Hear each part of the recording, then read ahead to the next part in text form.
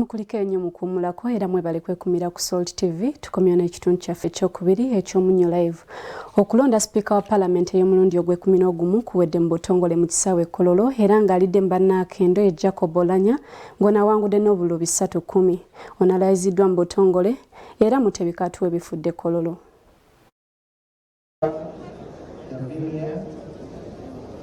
Mugabe Peace nkulamusizza nnyo nnyini ddala nammwe abagenda maaso n'okulaba amawulire gaffe Omunnyo Live. Tukyali Kololo Parliament gye yatudde olunaku olwaleero era nga we tujjidde ku mpewo nga bamaze okulangirira Speaker wa Parliament ya Uganda addako agenda okutwala obuliawo mu Parliament eye-11 mwaka 2026 nga ye mukulu Jacob Oulanyah afunye obululu 310 ate munne gwe babadde bavuganye nnyo Rebecca Kadaga nafuna obululu 197 ate awakutte ekyokusatu afunye obululu 15 bwokka. Oluvannyuma lw'okulonda Speaker bingi ebibadde wano era mugenda kunzikiriza negatibweko munange Grace Segirinya bwe tutambuza ekintu okuviira ddala ku makya ku ssaawa emu paka kati nga tutunuulira embeera naye oluvannyuma olw'okulonda bwabaddewo ensasagge mu bannaffe ab'opposition bewaliriza President okulagira obaoliawo ab'ebyokwerinda bonna abadde bayingidde mu babaka wano nga bagenda maaso n'okubaaka ababaka be bakwata n'ebiringa ebyo okulabika nti obaoliawo baamuka ekifo kino. Okuva ku makya tuyina Segirinya agenda tubuulira natuyitiramu butya ensonga nga bwe zitambudde. Grace Segirinya otunuulidde ensonga bwe zitambudde. Kutwaliza awamu akalu kano kabadde ka byafaayo ennyo nga bwe twabategeeza okuva ku makya kabadde kalina okulaga kiki ekiddako. Bwe tuba tuvudde mu kalulu ak'ekikungu tuba tuddamu akalulu aka Parliament. Procedures zonna zitambuliddwa bulungi zigobereddwa naye ate engeri gye kafundikiddemu erese ebyewunyo bingi nnyo ng'era n'abamu ku babadde wano basigadde tebakkiriza okuba nti omukyala Kadaga awanguddwa mu kalulu kano ng'engeri gy'awanguddwamu mutuufu yeewuunyisa. Omusajja amukubye ne range ey'obululu 310 ate nga yalina 197 ekirisa ebibuuzo 113. Oulanyah ono atwewuunyisiza nnyo atuuse okututumuka mu nnaku 3 okuva lwe yavayo n'awaayo ofiisi n'olunaku lwe yazze n'alayira lwe yazze okulayira lwe yasoose okuvaamu ebigambo ebbanga lyonna nga omukyala Kadaga abadde agenda maaso n'okumuna ebifo eby'enjawulo n'okusinkana abantu naye alizaati zino ezivuddeyo zoolese ekifaananyi ekirala era okutwazaamu Mutebi nze kisinza okuba nga kineewuunyisiza nti ate niwankubadde nga bino badde bigenda mu maaso tubadde tuwulira mu mbu nti yazze kuba independent akalu kabadde kawegde era tumulabye nga yeekandaga ng'ava mu lukuŋŋaana luno olubadde lugenda maaso badde nga President waali n'alwabulira mu ngeri ey'okuba nti alabise nga si mumativu n'engeri ekibiina kye gye kisazeewo. Ekya kinsinza okwewuunya kwe kuba nti n'emmotoka ye mwabadde atambulira nga Speaker wa Parliament ku mulundi guno si yebadde mutwala yeesanze ng'ali mu mbeera yabise nga pressure yeeyongedde era ng'abadde alina okulinnya baasi eya Parliament. Mu ngeri eyo ne tulaba nga ababaka ate abava ebusoga badde bagezaako okuba nga babumuganya omukyala Cecilia okugezaako okuba nga bamuza mu mbeera nga embeera gino bwetambudde naye okutwalizaamu akalu kano era kyeraze nti President abadde so much interested mu kalu kano akasembeyo aka Speaker kano akazeeko olabye nga pressure ezeewo tetegerekese. Actually tulabye nga n'okubalaata kususse. Omukyala Nambooze bw'avuddeyo n'asekendinga erinnya lya Moses Ali Prime Minister okujja okuba ng'ate tanamugambangako nti yagala okwesimbawo Deputy Prime Minister. Mu kaseera ke kamu ne tulaba omubaka avuddeyo okujja okusekendinga erinnya lya Muhammad Segirinya. Wakiraga nti eno process gye tuzeemu ey'okubiri ate eri somehow relaxing bw'ogikompearinga n'eri gye tusooseemu eri ebadde do or die. So generally kutwaliza awamu akalu kano ndaba nga first phase eri etutte ekiseera kiwanvu nnyo ate era ebaddemu ebikulu bingi nnyo ssaako n'okukyusa ebyafaayo bya Parliament bw'ogeraageranya n'eno phase gye tuli mu kaseera kano eya nomination oba okulonda abamyuka ba Speaker okugenda maaso mu kaseera kano. Akoze okubategeezako akatono bannaffe abatandisa n'ennyukuta B batandise okulayika nti abagenda maaso n'okulonda nga balonda Deputy Speaker. NRM ereese omuntu omu omukyala gwe baayisizza mu lunaku olw'eggulo agenda kuvuganya n'abaami abalala babiri okuli Muhammad Nsereko owa Kampala ate era ne Yusufu Nsibambi ava mu bitundu biri eby'Mawokota gwe bagenda maaso n'okuvuganya. Niye bannaffe twagala obategeeza ku katono ku sikafu ebaddewo bwe bamaze obaoliawo okulangirira bannaffe obaoliawo ab'opposition babadde nga batakkiriza birangiriddwa nga enkola bwebeera ebiseera ebimu ne yatandika okutanula okulabika nti oba oliawo abateekawo ensasage kati mu kuteekawo ensasage Francis Zaake n'abalala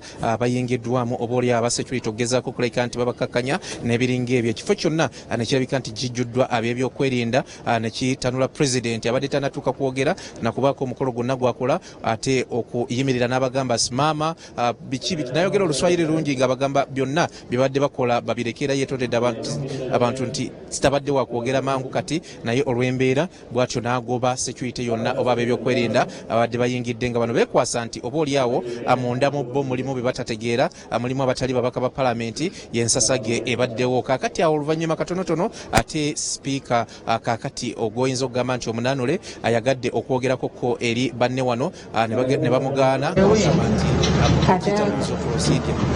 abadde talina kwogera kakati bwe bamuganye okwogera kwekandaga Segirinya kwayogeddeko yeesanze ng'agenze mu kakosita ka palamenti ate oluvannyuma emmotoka ye nejja ng'awerekerwako ababaka nga bw'aboogedde naye mu kiseera kino okulonda kugenda mu maaso okwa deputy speaker nga tetundaba kubaza mu studio Segirinya ogenda kuba nga otufunirayo omuntu omu gwe osinga kumanya ku bya palamenti omuntu oyo mutuleetere kimu bibiri bisatu ate tubeere nga tufundikira naye nga ekiri wano president tannaba kwogera yalina okuggalawo bino byonna ebigenda mu maaso naye nga ate ekya Rebecca Kadaga ne Jacob Olanya kyo kibadde kyanjawulo nnyo nti ate emifumbi emitima na buli kimu okuviira ddala ku makya paka wetutuukidde wano gibadde gyewanise abantu nga bwe tugenze maaso n'okubalaga obwedda mu live gye tubawadde okuviira ddala ku makya ki ekigenda maaso kati yeyembera kakati eriwo abaka abamu bagenze bakendera mpolampola suubira nti ku luno abanaaweranga bye baweze luli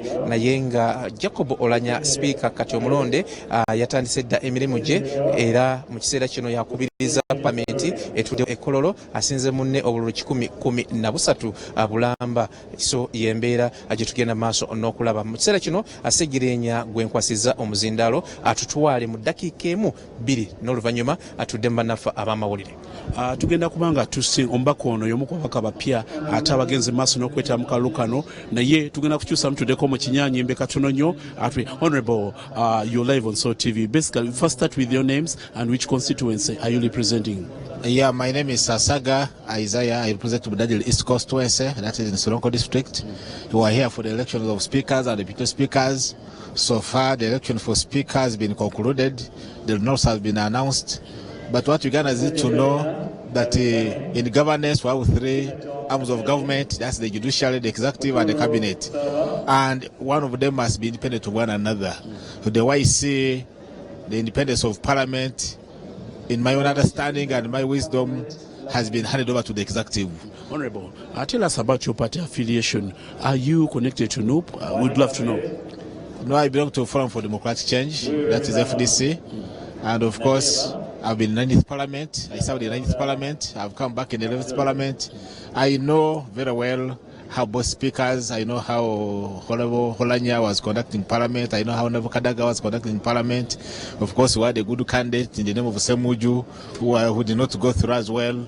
So all this I say that at least if we had either Kadaga or we had either Semuju, one of them could ensure that Parliament has its own independence. We are running out of time, Honorable. We are seeing your candidate only scoring 15, yet when we compare to your numerical strength, you are around 30.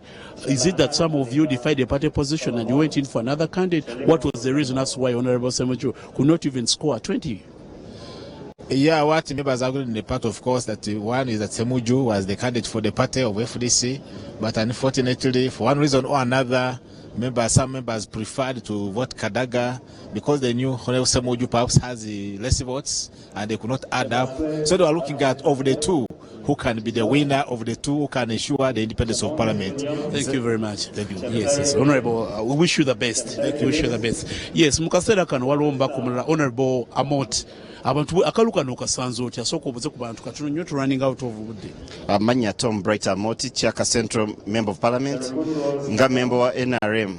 Twagoberedde amateeka nga bwe batugambye kubanga naffe ffennyini tuwagira ekibiina kyaffe.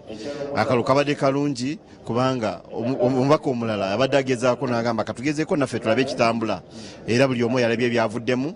Naye n'olwekyo twebaza abantu bonna okubeera n'akaluwa akalungi ate ne tulonda bulungi nga NRM party. mwebale nnyo mwebale ddala nsigadde Tom Brighter Moti member of parliament Kyaka Central Kyegegwa district. Tweyanzigirwa mu kubaka abagenze maaso n'okwetaba mu kalulu kano ng'era tetugenda kubanga tusooka kuva wano tugenda actually ku ssaawa 3 tugenda kubanga tukomawo ne round endala okwalega ensonga nga buziri okujjako bagamba bugambi nti katubazeyo mu studio mawulire afe tukyagenda mu maaso n'ogoberera akalulu kano Robert Mutebi nange saako ne Eric Sibalamu ne Eric Sajjabu ku tiimu yonna eya Salt Media tugenda maaso n'obatuusako ensonga zino n'olwekyo bannaffe mugende maaso n'okunyumirwa amawulire.